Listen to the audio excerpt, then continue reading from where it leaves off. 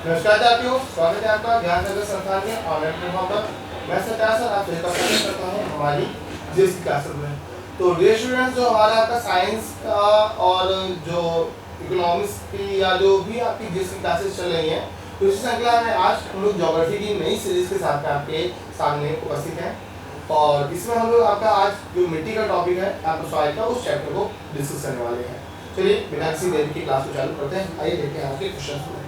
यहाँ पर हमारे सामने आपका क्या है, आपका पहला क्वेश्चन लैटराइट मिट्टी का प्रयोग होता है। ठीक है, अगर बात हो किसकी लैटराइट मिट्टी की हो रही है, यहाँ पर लैटराइट सॉइल। ठीक है, ये किसके लिए यहाँ पर आपका ऑप्शन में क्या क्या है, कृषि कार्य यानी एग्रीकल्चर, बागवानी के लिए, भवन निर्माण के लिए, बर्तन निर्माण के लिए।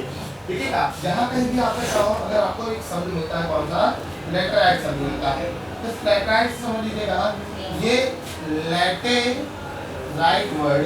ठीक है, कौन सा वर्ड, लेटराइट। ये लेटराइट आपका एक लैटिन लैंग्वेज के वर्ड लेटर से बना हुआ है और इस लेटर का अर्थ होता है आपका ईंट। क्या होता है, ईंट। तो ऐसी आपकी मिट्टी जो ईंट की जैसी प्रॉपर्टी रखती है वो कौन सी होती है, आपकी लेटराइट सॉइल होती है।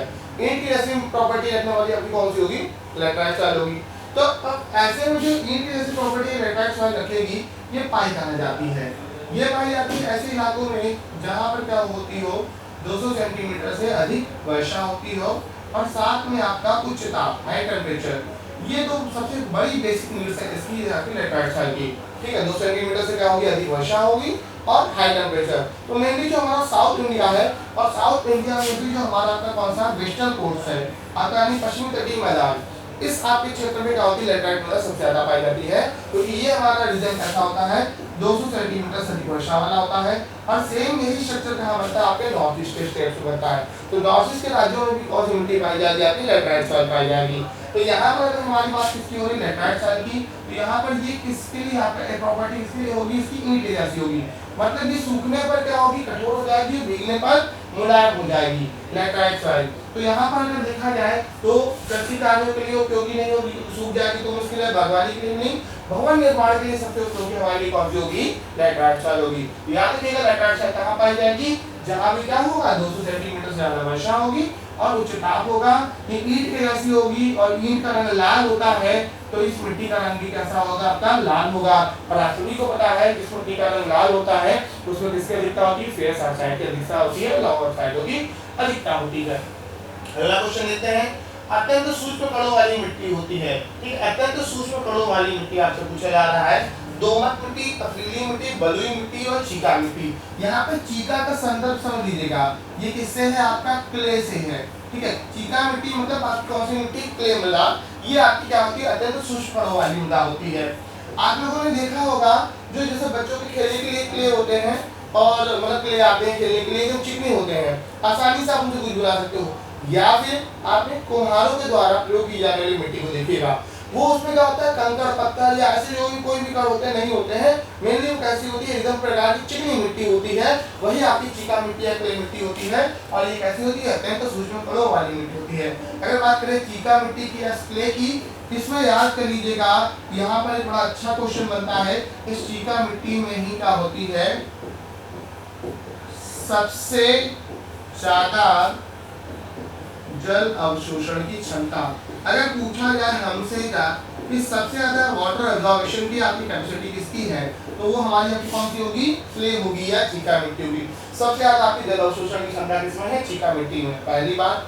दूसरी बात, अगर पूछा जाए आपसे कि सबसे कम, यहाँ पे दोनों क्वेश्चन पूछे गए हैं और ये आपका स्टेट पीसीएस का एग्जाम था उसमें पूछा गया था, सबसे कम किसमें होती है, ये आपकी जो बलुई जलोढ़ मिट्टी होती है, जिसमें बालू के कण पाए जाते हैं, उस बलुई जलोढ़ मिट्टी में क्या होता है आपका, इस मतलब सबसे कम आपकी जल अवशोषण की आधार करने की क्षमता होती है। तो सबसे ज्यादा किसमें होती है, चीका मिट्टी या क्ले मिट्टी में। और चीका कैसे होंगे, बहुत छोटे होंगे। अगला क्वेश्चन देखते हैं, कपास की काली मिट्टी में किसका अधिक होगा। ठीक है, कपास की काली मिट्टी में किसका अधिक होगा, ठीक है, इलाइट, केलिनाइट, क्लोराइट और मोंटे मोरिलोनाइट। ठीक है, यहाँ पर आपके 4 एग्जाम्पल दिए हुए हैं। अगर देखा जाए कपास की काली मिट्टी में सबसे ज्यादा आदित्य की बात करते हैं तो ये होता है मोन्ट मोलिनोनाइट का होता है। याद रखिएगा, मोन्ट मोलिनोनाइट इसका क्या होता है, काली मिट्टी सबसे ज्यादा आदित्य होता है। अगर इस कपासी काली मिट्टी को ही हम लोग क्या बुला रहे हैं, आपका कपासी मृदा बुला रहे हैं, ठीक है, कपासी मृदा। ये जो कपासी मृदा है, इसके अलावा इसका जो पूछें कि इसका काला रंग किसकी वजह से होता है, इसका काला रंग होता है इसमें पाए जाने वाले टिटेनी फेरस मैग्नेटाइट की वजह से। इसका काला रंग किसकी वजह से होता है, टिटेनी फेरस मैग्नेटाइट की वजह से। ठीक, तो यहाँ पे आपकी कपासी मृदा एक काला रंग होता है कि किसकी वजह से, टिटेनी फेरस मैग्नेटाइट की वजह से। और ऑप्शंस के अकॉर्डिंग आपको सबसे अधिक किसका है, मोन्ट मोलिनोनाइट का है। ये भी एक प्रकार के क्या है, आपका खनिज होगा। ठीक है, आगे देखते हैं दक्षिणी भारत में ज्वालामुखी क्रिया में संबंधित है। दक्षिणी भारत में ज्वालामुखी क्रिया संबंधित है किससे, मिट्टी के निर्माण से, स्थलाकृति के निर्माण से, वनस्पति निर्माण से या बस्ती प्रतिरूप से। देखिएगा, मानव बस्ती से ज्वालामुखी का आपका यहाँ पर संबंध नहीं होगा दक्षिणी भारत में, इसलिए क्योंकि अभी दक्षिण भारत में कोई भी ऐसा ज्वालामुखी आपको वर्तमान में एक्टिव नहीं है। बहुत समय पहले की बात थी, भारत में आपका महाराष्ट्र राज्य में जो वर्तमान में जैसे लोनार झील होता है, बोलते हैं एक क्रेटर लेक है, ज्वालामुखी झील है, तो बहुत समय पहले यहाँ पर रही, लेकिन अभी के समय यहाँ पर नहीं है। तो ऐसे केस में ज्वालामुखी से जो निकलने वाला लावा होगा वो वहाँ की किसका निर्माण करता है, मिट्टी का निर्माण करता है। भारत में जो आपका काली मिट्टी का क्षेत्र है वो किसके द्वारा बनता है, आपका इसी आपकी ज्वालामुखी क्रिया के फलस्वरूप बनता है। तो हमारे यहाँ पर जो काली मिट्टी होगी, ब्लैक सॉइल होगी, उसके लिए जिम्मेदार क्या है, ज्वालामुखी क्रिया होगी। ये मुख्यतः आपके गुजरात में, महाराष्ट्र में और एमपी में एक रीजन पड़ता है, कौन सा, मालवा का पठार। इस क्षेत्र में क्या होगी, सबसे ज्यादा पाई जाएगी। अभी यहाँ पर क्या होता है, हर रीजन की अपनी खास बात बन जाती है। तो हर रीजन की अपनी खास बात क्या है, यहाँ पर समझो। ठीक है, ये जैसे गुजरात की ही बात हो रही है, तो जो गुजरात होता है, गुजरात की अगर बात हो रही है तो गुजरात आपका किसके लिए फेमस है, काली मिट्टी में उगने वाली फसल कपास के लिए फेमस है। यहाँ कपास की खेती क्या होती है, बहुत अच्छे से होती है, सबसे ज्यादा होती है। महाराष्ट्र में पूछें तो अगर सबसे ज्यादा काली मिट्टी पाए जाने का क्षेत्र राज्य, ठीक है, वो कौन सा होता है, महाराष्ट्र में होता है। सर्वाधिक काली मृदा कहाँ पर, महाराष्ट्र में है। और अगर पूछा जाए आपसे किसका, इस मालवा के पठार का, ये मालवा का पठार जो है ये भारत में सर्वाधिक गली अपरदित क्षेत्र है। इसी को हम लोग इसके अलावा बोलते हैं, ये भारत में सर्वाधिक, या तो गली अपरदित बोल लीजिएगा या बोल लीजिएगा अवनालिका अपरदित क्षेत्र। मतलब इस क्षेत्र में क्या है कि यहाँ पर बहने वाली एक नदी है और उस नदी का नाम कौन सी है, चंबल नदी है। चंबल नदी अपने मार्ग में सबसे ज्यादा क्या करती है, गलीय अपरदन या अवनालिका अपरदन को कर रही है। तो तीनों से खास बातें यहाँ पर बन रही है। यहाँ पर इसका आंसर हमारा का क्या होगा, मिट्टी होगा। आगे देखते हैं, गंगा के मैदान में मृदा की उर्वरता के बने रहने का कारण क्या है। गंगा के मैदान में उर्वरता जो है, फर्टिलिटी आपकी कैसे बनी रहती है, लगातार सिंचाई करने से, ऊसर भूमि का सुधार करने से, मानसून की वर्षा करने से, वार्षिक बाढ़ नमी जोड़ों के जमा से। देखो सीधी बात है, लगातार सिंचाई करेंगे तो क्या होगा, जो मृदा में पाए जाने वाले खनिज होंगे, मिनरल्स होंगे, वो क्या होंगे, नीचे चले जाएंगे पानी के साथ में। जैसे जैसे वाटर अब्जॉर्ब होता जाएगा वो नीचे चले जाएंगे। तो ऐसे केस में यहाँ पर आपकी उर्वरता नहीं बनी रहेगी, कम हो जाएगी। ऊसर भूमि का सुधार कर सकते हैं, लेकिन आप बहुत ज्यादा नहीं कर सकते, क्योंकि इनमें भी कई सारी त्रुटियां होती हैं। मानसूनी वर्षा, हमारे यहाँ पे मानसूनी वर्षा की सबसे बड़ी खास बात क्या होती है, उसकी अनिश्चितता, कब गिरेगा कब नहीं गिरेगा किसी को कुछ भी नहीं पता। ठीक है, और कितना गिरेगा नहीं पता। अभी आपको देखिएगा, अभी वर्तमान में हमारे यहाँ पे क्या चल रहा है कि जो मानसून का सीजन था, पीक सीजन जो आपका जुलाई अगस्त का महीना, इसमें उतना पानी नहीं गिरा जितना सितंबर में लौटा हुआ मानसून। वो काफी दिन से लगातार आपका पानी गिरा रहा है, रुक रुक के गिरा रहा है, लेकिन हाँ पानी की वर्षा हो रही। तो ये अनिश्चितता ही उसकी विशेषता है। बाकी बचा वार्षिक बाढ़ एवं नवीन जलोढ़ मृदा। ठीक है, ये जो नवीन जलोढ़ मृदा का जमाव है, ये इसकी गुणवत्ता बने रहने का सबसे बड़ा कारण है, क्योंकि हर साल जब मिट्टी बहकर आती है तो अपने बहुत सारे खनिजों को लेकर आती है, और उस मिट्टी में क्या होता है, जो उपजाऊपन होता है वो बना रहता है। तो ऐसे में जो नवीन जलोढ़ मृदा होती है वो सबसे ज्यादा क्या है, आपकी उपयोगी किसके लिए, इस गंगा के मैदान के लिए। तो ये जो नवीन जलोढ़ मृदा का प्रदेश होता है, इसको हम लोग बुलाते हैं खादर। याद रखिएगा, नवीन जलोढ़ मृदा प्रदेश क्या कहलाएगा, आपका खादर कहलाएगा। वहीं पर अगर आपसे पूछा जाए कि पुरानी जलोढ़ मृदा का प्रदेश, ठीक है, पुरानी जलोढ़ मृदा का प्रदेश, ये क्या कहलाते हैं, बांगर कहलाते हैं। तो बांगर और खादर ये आपने पहले भी पढ़े सुने होंगे। तो बांगर और खादर आपके क्या होते हैं, तो आपके अलग अलग एरियाज होंगे, डिपेंड करेंगे किसकी, आपके एलुवियल सॉइल पे, जलोढ़ मृदा पे। आगे देखते हैं अगला क्वेश्चन। अगला क्वेश्चन है, भारत में लाल पीली मिट्टी मुख्यतः किस क्षेत्र में पाई जाती है। अगर लाल पीली मिट्टी की बात करते हैं तो ये आपके ऑप्शन दे रहा है, मध्य प्रदेश राजस्थान में, उत्तर प्रदेश पश्चिमी बिहार, उत्तर प्रदेश बिहार में, बिहार पश्चिमी बंगाल में और महाराष्ट्र और कर्नाटक में। देखिए यहाँ पर लाल पीली मिट्टी का अगर देखा जाए तो मध्य प्रदेश और राजस्थान, उत्तर प्रदेश बिहार, महाराष्ट्र कर्नाटक। यहाँ पर जो महाराष्ट्र कर्नाटक है, यहाँ पर आपका क्या लाल पीली मृदा, यहाँ पर आप इसको समझ सकते हैं किससे, लाल मृदा से, रेड सॉइल से। रेड सॉइल मेनली जो भारत का दक्षिण का पठार है, जिसका ये हम आपका दक्कन का पठार, दक्कन प्लेटू का इलाका है, उसमें यह मुख्यतः पाई जाती है। तो ऐसे में यहाँ पर ऑप्शंस के अकॉर्डिंग लाल पीली मिट्टी मुख्यतः कहाँ पर होगी, ये होगी आपके महाराष्ट्र कर्नाटक राज्य में होगी। ठीक, अगला क्वेश्चन देखते हैं, तेरह रोजा मृदा, ठीक है, तेरह रोजा मृदा निम्न से कौन सी फसल से संबंधित है। ऑप्शन में आपके सामने क्या है, चाय, कॉफी, गन्ना और कपास। ठीक है, तेरह रोजा मृदा किससे संबंधित है, चाय से, कॉफी से, गन्ने से और कपास से। आप सभी ने सुना होगा इसके बारे में। तेरह रोजा जो मृदा होती है ये किसी खेती के लिए उपयोगी होती है, कॉफी की खेती के लिए उपयोगी होती है। और कॉफी की खेती मुख्यतः कहाँ होती है, आपको सबको पता है, मेनली जो पहाड़ी ढाल होते हैं उन पहाड़ी ढालों में या पहाड़ी इलाकों में किसकी खेती होती है, कॉफी की खेती होती है। तो ऐसे में भारत में जो साउथ इंडिया के स्टेट हैं, जो वेस्टर्न घाट की पहाड़ियां हैं, चाहे वो कर्नाटका में हो या केरला में हो, उन क्षेत्रों में हमारे यहाँ पे क्या होगा, ये कॉफी की खेती ज्यादा होती है। या फिर जो नॉर्थ ईस्ट के स्टेट्स होते हैं, जो चाय के टी स्टेट्स होते हैं, बगान तो उनमें होते हैं। तो यहाँ पर अगर कॉफी के उत्पादन में हमारे यहाँ पर वर्तमान में पहले नंबर पर राज्य अगर देखा जाए, वर्तमान में अभी तक तो कर्नाटक था, अगर रिसेंटली चेंज हुआ हो तो मुझे देखना पड़ेगा, वैसे कर्नाटक है। ठीक है, तो यहाँ पर आपका तेरह रोजा मृदा किसकी खेती के लिए उपयोगी हो गई, आपकी किसके लिए, कॉफी की खेती के लिए। अगला क्वेश्चन देखते हैं, लैटराइट मिट्टी में निम्न से कौन सी फसल संबंधित है। लैटराइट मिट्टी मतलब यहाँ पर हम क्या कर सकते हैं, यहाँ पर आपका गेहूं, चावल, बागवानी फसलें और कपास। ठीक है, देखो यहाँ पर जो गेहूं होते हैं और चावल होते हैं, ये दोनों मेनली आपके जो जलोढ़ मृदा होती है, एलुवियल सॉइल होती है, इसमें आपके ज्यादा अच्छे होते हैं, क्योंकि जो जलोढ़ मृदा में पाए जाने वाले खनिज होते हैं वो आपकी क्या होते हैं, इन दोनों की खेती के लिए बहुत उपयोगी होते हैं। तो ऐसे में गेहूं और चावल आपके एलुवियल सॉइल से संबंधित होंगे। कपास किससे संबंधित है, आपका किससे, आपको सबको पता है कि काली मिट्टी से संबंधित है, काली मृदा से। तो आपके सामने एकमात्र ऑप्शन बच रहा है सी, यानी किससे, बागवानी फसलों से संबंधित कौन सी होगी, लैटराइट मिट्टी होगी। तो यहाँ का आंसर क्या होगा आपका, लैटराइट मिट्टी।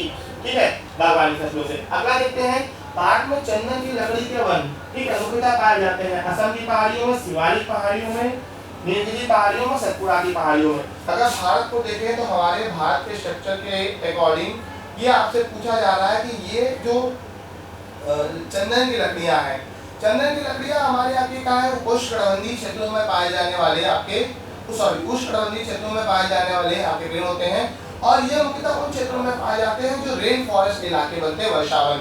तो जो दक्षिण भारत का इलाका है भारत में, वो आपके रेन फॉरेस्ट का इलाका बनता है। तो यहाँ पर क्या होता है, जो नीलगिरी की पहाड़ियां हैं जो साउथ इंडिया में यहाँ पर पड़ती हैं, ये नीलगिरी की पहाड़ियां किसके लिए फेमस है, चंदन की पहाड़ियों के लिए फेमस है। ठीक है, चंदन के बच्चों के लिए फेमस है। ऐसे ही भारत में क्या होता है, एक रीजन और पड़ता है, मेलागिरी की पहाड़ियां, मेलागिरी की पहाड़ियां। एक आप नीलगिरी पढ़ लीजिएगा, दूसरा आपको इसके अलावा एक और पहाड़ी मिलेगी एग्जाम में कभी, मेलागिरी की पहाड़ी। ये मेलागिरी की पहाड़ी भी किसके लिए फेमस है, ये साउथ इंडिया में पड़ती है, और ये किसके लिए फेमस है, चंदन के वृक्षों के लिए फेमस है।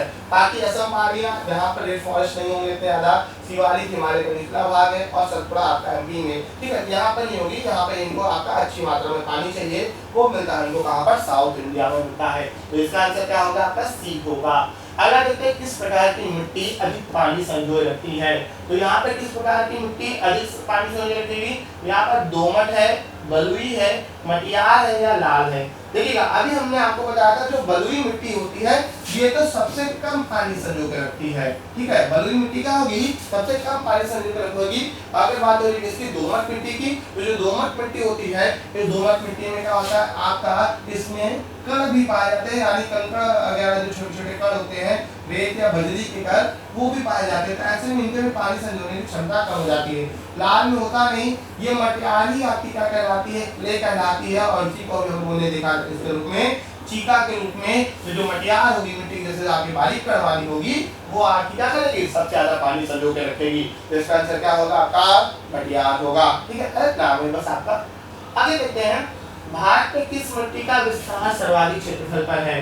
भारत में कौन सी मिट्टी सबसे ज्यादा पाई जाती है? ऑप्शन में है काली मिट्टी, ब्लैक सॉइल, जलोढ़, alluvial, laterite soil, dead soil. अगर देखा जाए भारत में सबसे ज्यादा पाई जाने वाली मिट्टी कौन सी होती है? जलोढ़ मृदा होती है, एलुवियल सॉइल होती है। ये एलुवियल सॉइल कैसे बनती है? ये बनती है नदियों द्वारा बहाकर लाए गए अवसादों से। ठीक है, ये बनती किससे है? नदियां जो अपने साथ में क्या करके लाती हैं, अवसाद बहा कर लाती हैं, उन अवसादों से क्या बनते हैं आपके, ये जलोढ़ मैदान का निर्माण होता है। तो ऐसे में जो हमारा आपका हिमालय का क्षेत्र है, इस हिमालय के क्षेत्र में जो आपकी नदियां होंगी, इनमें से अपने साथ में जो बहाकर अवसाद लेकर आएंगी, उससे उत्तर भारत में विशाल जलोढ़ मैदान का निर्माण होगा। अगर इन नदियों की हम बात करते हैं तो हमारे लिए यहाँ पर आपकी कौन सी नदी? सिंधु नदी। दूसरी सबसे मेन आपकी गंगा नदी, इसी में जाकर मिलने वाली ब्रह्मपुत्र नदी। अब अगर हम इन नदियों की बात कर ही रहे हैं तो यहाँ पर आप देख सकते हो, गंगा है, गंगा की सिंधु है, सिंधु की सहायक 5 मेन होती हैं, इनमें से झेलम, चेनाब, रावी, व्यास और सतलज। और ये 5 नदियां जो किसे मिल जाती हैं सिंधु में, ये पंजाब के मैदान का निर्माण करती हैं। गंगा में आकर मिलती है यमुना, यमुना में मिलती है चंबल, चंबल में आपकी पार्वती है, काली सिंध है।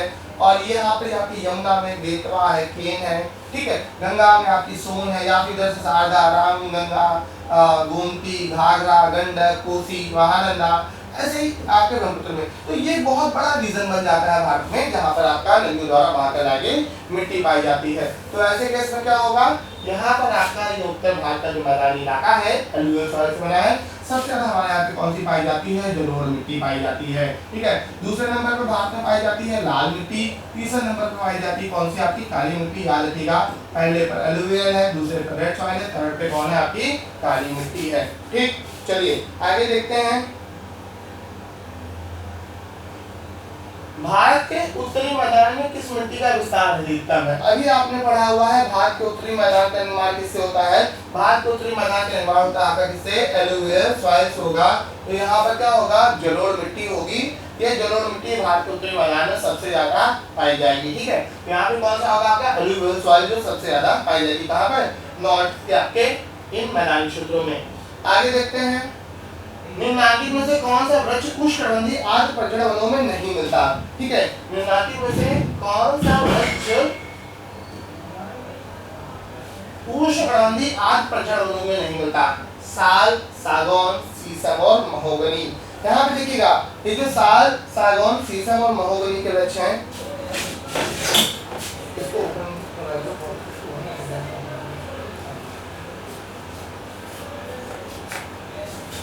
ठीक, यहाँ पे देखिएगा, साल, सागौन, शीशम और महोगनी, ये हमारे यहाँ पे क्या है? ये वृक्ष है ऑप्शन में आपके। तो कौन सा? उष्णकटिबंधीय आर्द्र पर्जन्य वन। उष्णकटिबंधीय मतलब आपके ऐसे आपके वन जो मुख्यतः आपके ट्रॉपिक ऑफ कैंसर से कैप्रिकॉर्न यानी आपके उष्णकटिबंधीय क्षेत्रों में पाए जाएंगे। अगर उन उष्णकटिबंधीय वनों की बात करें तो ऑप्शन में यहाँ पे साल है, सागौन है, शीशम और कौन सा आपका? महोगनी। ठीक, तो यहाँ पे देख लीजिएगा,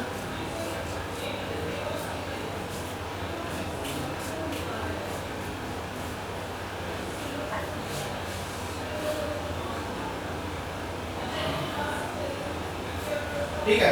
तो यहाँ पर हमारा क्या होगा? महोगनी। इसका क्या होगा? सही आंसर होगा साल, सागौन और शीशम। ये कैसे वन होते हैं?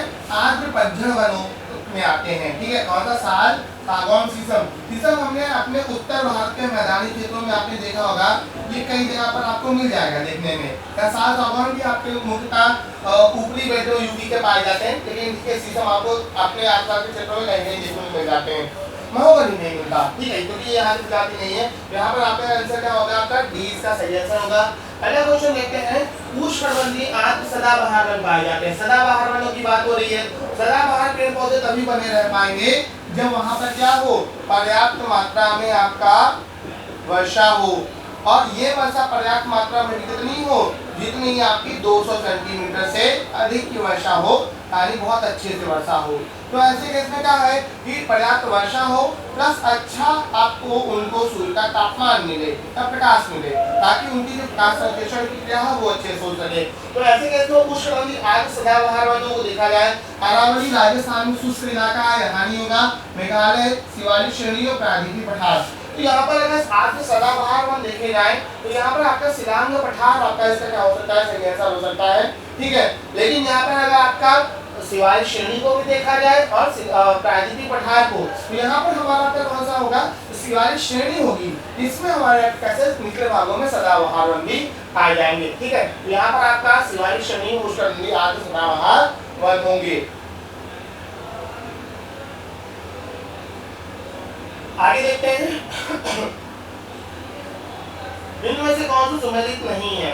बांस असम का वृक्ष है, चंदन जम्मू कश्मीर का है, रोजवुड उड़ीसा का है, देवदार हिमाचल प्रदेश का है। यहाँ पर सुमेलित नहीं है पूछा जा रहा है आपका गलत वाला। यहाँ पर देखिएगा जो रोजवुड है ये आपका क्या है, आपका ये आपका उड़ीसा में नहीं पाया जाएगा, ठीक है। बांस आपके पूर्वोत्तर में, बांस जो है ये आपके पूर्वोत्तर में आपका असम के क्षेत्र में पाए जाएंगे। चंदन सॉरी सुमेलित नहीं है, मैंने गलत कर दिया, ठीक है। देखिएगा इसमें यहाँ पर हमने चंदन देखा, चंदन जम्मू कश्मीर का नहीं है। चंदन कहाँ का है, अभी हम लोगों ने पढ़ा था, कहाँ का है, दक्षिण भारत का। चंदन कहाँ का है, दक्षिण भारत का। और दक्षिण भारत में अभी हम लोगों ने पढ़े हैं दो पर्वत श्रेणियां, पहली है नीलगिरी, दूसरी कौन सी आपकी, मेलागिरी। तो नीलगिरी और मेलागिरी इन क्षेत्रों में क्या पाए जाएंगे, चंदन। तो चंदन जम्मू कश्मीर का सुमेलित नहीं होगा।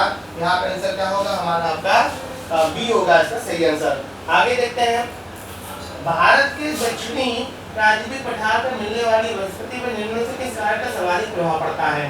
दक्षिण के प्रायद्वीपीय पठार पर पाए जाने वाले अगर देखें जो भी आपकी वनस्पति है, मिट्टी का, ऊंचाई का, वर्षा का, भूमध्य रेखा से जुड़ी, देखिएगा ये सारी की सारी चारों की चारों चीजें हैं जो वनस्पति को क्या करती है, प्रभावित करती हैं। ऐसा नहीं है कि मतलब कोई एक पर्टिकुलर रीजन होगा जो हमारा आपका प्रभावित करेगा। यहाँ पर लगभग चारों के चारों रीजन प्रभावित करते हैं। यहाँ पर अगर देखा जाए तो वनस्पति को प्रभावित करने वाला सबसे बड़ा कारक क्या होता है, वर्षा। वर्षा जैसी होगी वनस्पति वैसी ही होगी। जैसे कि आप लोगों ने पढ़ा है कि जहाँ पर 2 सेंटीमीटर से अधिक वर्षा होती है वहाँ पर सदाबहार वन पाए जाएंगे, जहाँ पर 50 सेंटीमीटर से कम वर्षा होगी वहाँ पर नर्सरी वन पाए जाएंगे। तो ये डिपेंडेंसी सारी की सारी आपकी जो भी हमारी आपकी पेड़ पौधों की प्रजातियां संरचनाएं होती निर्भर करती है किस पर, वर्षा पे। यहाँ पर आंसर क्या होगा, इसका सही आपका सी होगा, सही आंसर। आगे देखते हैं, भारत में मैंग्रोव वनस्पति का सर्वाधिक विस्तार किस राज्य में। तो मैंग्रोव वनस्पति को पूछा जाए तो मैंग्रोव वो आपके पेड़ पौधे होंगे जो केवल कहाँ पाए जाएंगे, समुद्र के किनारे पाए जाएंगे। तो मैंग्रोव वनस्पति कहाँ होती है, समुद्र के किनारे होती है। और ये इनको आपका इसके अलावा ज्वारीय वन के रूप में भी जानते हैं, इसके रूप में ज्वारीय वन के रूप में भी जानते हैं। तो यहाँ पर जो ज्वारीय वन होते हैं आपके, तो अगर ये आपसे पूछा जा रहा है कहाँ पाए जाएंगे, तो यहाँ पर अगर हम देखें तो सभी राज्य समुद्री किनारे हैं, गोवा, पश्चिम बंगाल, आंध्र प्रदेश, उड़ीसा है। यहाँ पर सबसे ज्यादा मैंग्रोव वन कहाँ पर है, पश्चिम बंगाल में। यहाँ पर आपने सुना होगा किसके बारे में, सुंदर वन के बारे में। ये सुंदर वन ये आपके क्या होता है, आपका ये कैसे वन है, मैंग्रोव वन ही तो है। और ये मैंग्रोव वन जो है ये आपके एक प्रकार से बोल से लीजिएगा, यहाँ पर एक पेड़ पाया जाता है, सुंदरी नामक वृक्ष पाया जाता है। इसी सुंदरी के नाम पर ये क्या पड़ते हैं, सुंदरवन पड़ते हैं, कहाँ पे, पश्चिम बंगाल में। अगर मैं बात करूँ आपके मैंग्रोव वनों की, सुंदरी का पेड़ होता है, मैग्रोवा कैसूरिना, नीपा, ताड़, गोरिने, ऐसे कई सारे हमारे आपके क्या है, आपके ये पेड़ों के आपके प्रजातियां होंगी और सारी की सारी कैसी होंगी, मैंग्रोव होंगी। और कैसी होंगी आपको, आप उनको ज्वारीय वन के नाम से जानिएगा, ठीक है। चलिए आगे देखते हैं, अगला हमारा आपका, भारत में चंदन के वृक्ष, भारत में चंदन के वृक्ष सर्वाधिक किस राज्य में है। अगर चंदन की बात करते हैं तो ये केरल है, कर्नाटक, असम और मध्य प्रदेश। देखो ऑप्शन देखें, मध्य प्रदेश, असम तो अपने आप से खत्म हो जाएगा, फिर बचा हमारे सामने का केरल और कर्नाटक है। अगर देखा जाए केरल का एरिया कर्नाटक से क्या होता है, कम होता है। तो ऐसे केस में क्या है, यहाँ पर आपकी सबसे ज्यादा वनों की चंदन वनों के पाए जाने की प्रोबेबिलिटी कहाँ पर हो जाएगी, आपके कर्नाटक में। और क्योंकि यहाँ पर अभी हम लोग ने पढ़ा था चंदन वनों के लिए कौन सी पहाड़ियाँ, नीलगिरी की पहाड़ियाँ। तो जो नीलगिरी की पहाड़ियाँ है ये आपके क्या है, एक जंक्शन है। जो ये जंक्शन किसको जोड़ रहा है, आपका वेस्टर्न घाट को, पश्चिमी घाट को पूर्वी घाट से, ईस्टर्न घाट से। और ये यहाँ पर आपके एक राज्यों का रिलेशन बनता है। इधर ऊपर से कर्नाटक के, नीचे से हमारा आपको कौन सा, तमिलनाडु और केरल। इस रीजन के आसपास में ही आपकी नीलगिरी की पहाड़ियाँ फैली हुई हैं। यहाँ पे चंद्रन की वजह से सर्वाधिक राज्य होंगे कर्नाटक में होंगे।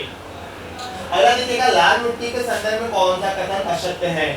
लौह ऑक्साइड की उपस्थिति में इनका रंग लाल होता है, असत्य पूछ रहा है। ठीक है, पहले इस पे हमें गौर करना है कि क्या पूछ रहा है। यहाँ पे कह रहा है असत्य है, तो लौह ऑक्साइड की उपस्थिति में इनका रंग लाल होता है, ये सही बात है। ठीक है, लौह ऑक्साइड की उपस्थिति आपका पहले क्वेश्चन में बताया था, उसकी वजह से रंग कैसा होगा, लाल होगा।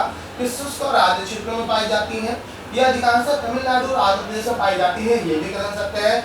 ये मिट्टियां नदी घाटी में पाई जाती है, ये चीज आपकी क्या है, कथन आपका पूर्णतः गलत है। शुष्क क्षेत्रों में ये भी सही है। तो पहला, दूसरा और तीसरा सही है, गलत कौन सा होगा, चौथा होगा। आंसर क्या हो जाएगा इसका, बी इसका सही आंसर होगा। ठीक, असत्य पूछ रहा है, तो मिट्टियां नदी घाटी क्षेत्रों में ये नहीं पाई जाएगी। अगला देखिएगा, बबूल, खैर और खेजड़ी निम्नलिखित में से किससे संबंधित है।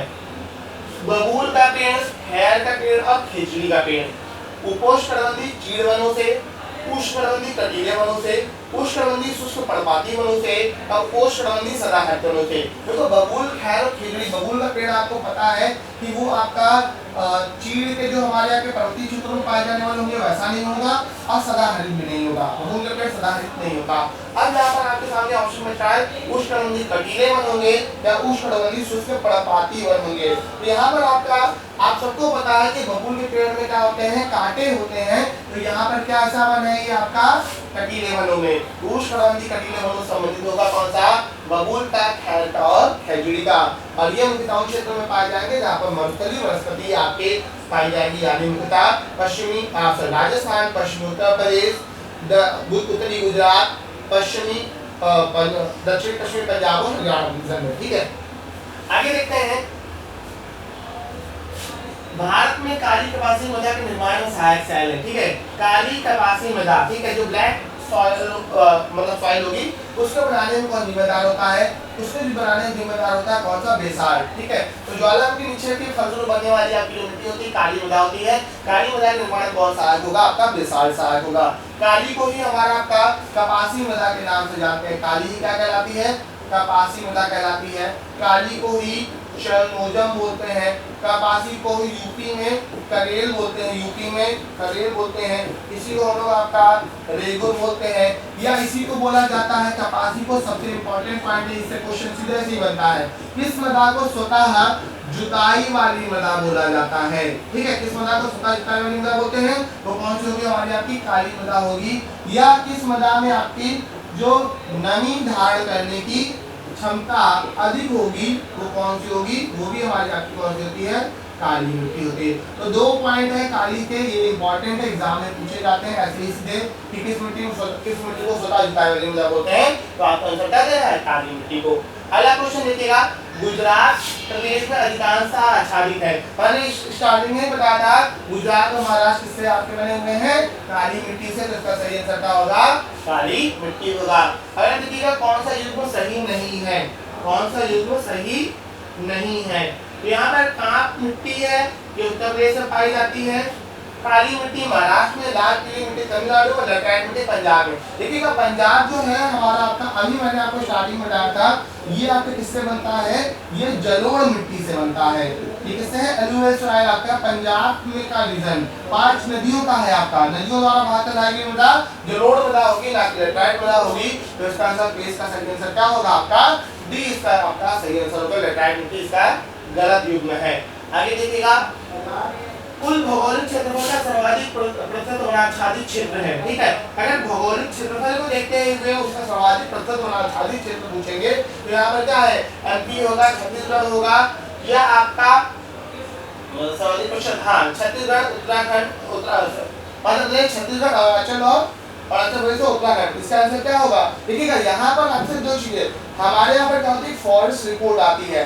फॉरेस्ट रिपोर्ट के अकॉर्डिंग क्या होता है, आपके अलग अलग आंकड़े आते हैं, आपके हर 2 साल में फॉरेस्ट रिपोर्ट आती है। तो यहाँ पर भौगोलिक क्षेत्रफल का सर्वाधिक प्रतिशत पूछे, प्रतिशत मतलब जितना बड़ा राज्य उसका मैक्सिमम एरिया कवर करने वाला, तो इसका आंसर क्या होगा? अरुणाचल प्रदेश होगा। अगर सबसे ज्यादा वन आच्छादित राज्य पूछा जाए, सबसे ज्यादा वन किस राज्य में, तो एमपी होता है। लेकिन सबसे ज्यादा भौगोलिक प्रतिशत का मतलब अगर इतना बड़ा राज्य है और इतने बड़े राज्य में अकेले इतने बड़े राज्य में क्या हुआ, वन फैले हुए, तो उसका जो मैक्सिमम एरिया कवर करने वाला कौन सा स्टेट होगा?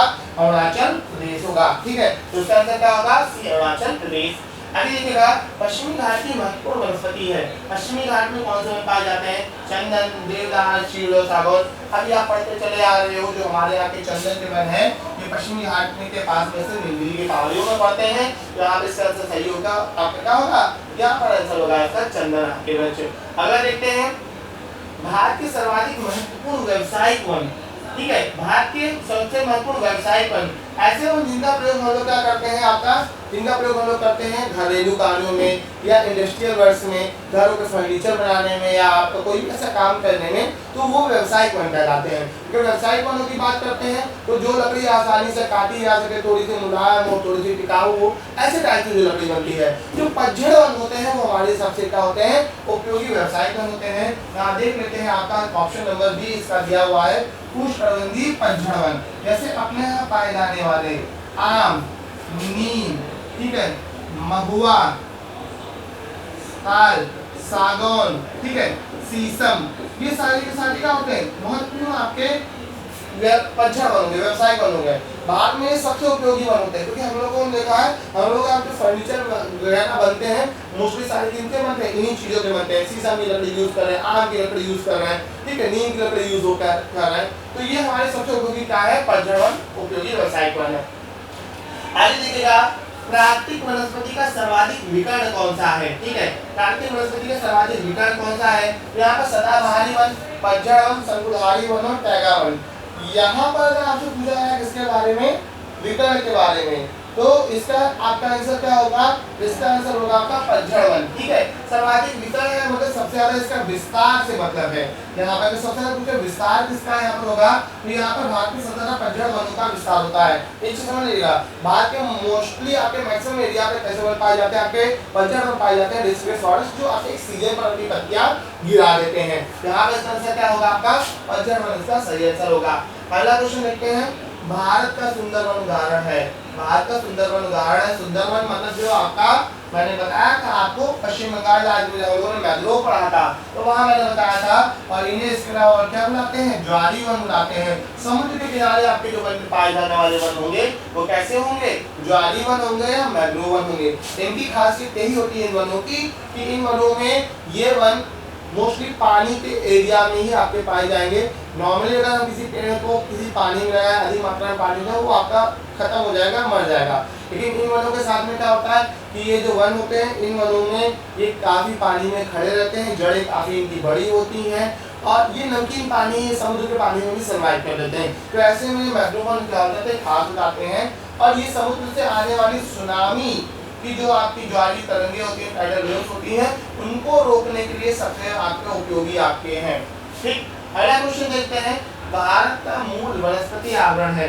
ठीक है, भारत में मुख्यतः किस प्रकार के वन पाए जाएंगे? तो यहाँ पर सवाना प्रकार के वन होंगे, प्रेरित प्रकार के, मुलायम लकड़ी प्रकार के और कठोर लकड़ी वाले वनों की। अगर भारत का मूल वनस्पति आवरण देखा जाए तो देखिएगा, यहाँ पर सवाना जो होती है एक प्रकार की आपकी घास है। ठीक है, सवाना प्रकार की घास के टाइप से होंगे। ठीक है, या फिर आपका प्रेरी प्रकार के, मुलायम लकड़ी के वनों का, कठोर लकड़ी के वनों का। तो हमारे यहाँ पे सवाना जो आपके वन होंगे घास प्रकार के नहीं, प्रेरी आपकी ये प्रेरी और पंपास घास के मैदान है, सवाना घास के मैदान है। ऐसे प्रकार के वनों की रिश्ता नहीं होती। हमारे यहाँ कैसे होता है? हमारे यहाँ पर मोस्टली आपके कठोर लकड़ी के वन होते हैं, ये पाए जाते हैं। मुलायम लकड़ी के पेड़ जैसे चीड़ का पेड़ होता है, चीड़ी लकड़ी मुलायम होती है, दिया सलाई उद्योगों में, घरों में, फर्नीचर वगैरह में यूज करते हैं। लेकिन मुख्यतः लकड़ी हमारी कैसी है? कठोर लकड़ी की है, जो टिकाऊ होती है और आपके मजबूत फर्नीचर इससे बनता है। यहाँ पे इसका आंसर क्या होगा? 29 आपका डी होगा। अगला देखिएगा, भारत में पाई जाने वाली कौन सी मिट्टी क्रेटेशियस युग में दरारी विभेदन से निक्षेपित पदार्थों से बनी थी। देखिए क्रेटेशियस युग में दरारी विभेदन से, यहाँ पे क्रेटेशियस युग में क्या था आपका, ज्वालामुखी विस्फोट था, और ज्वालामुखी विस्फोट से बनने वाली जो मिट्टी थी वो आपको पता है कैसी होती है, काली मिट्टी होती है। तो ये आज हमारे आपके मिट्टी से संबंधित बहुत महत्वपूर्ण क्वेश्चन है, जिनमें हमने क्या किया, सारे के सारे आपकी मिट्टियों को लगभग कवर किया है। तो ये आपकी सीरीज आपके लिए बहुत इंपॉर्टेंट होने वाली है। कैसी लगी क्लास कमेंट करके जरूर बताइएगा। आज के लिए इतना ही, फिर मिलते हैं क्लास में। धन्यवाद।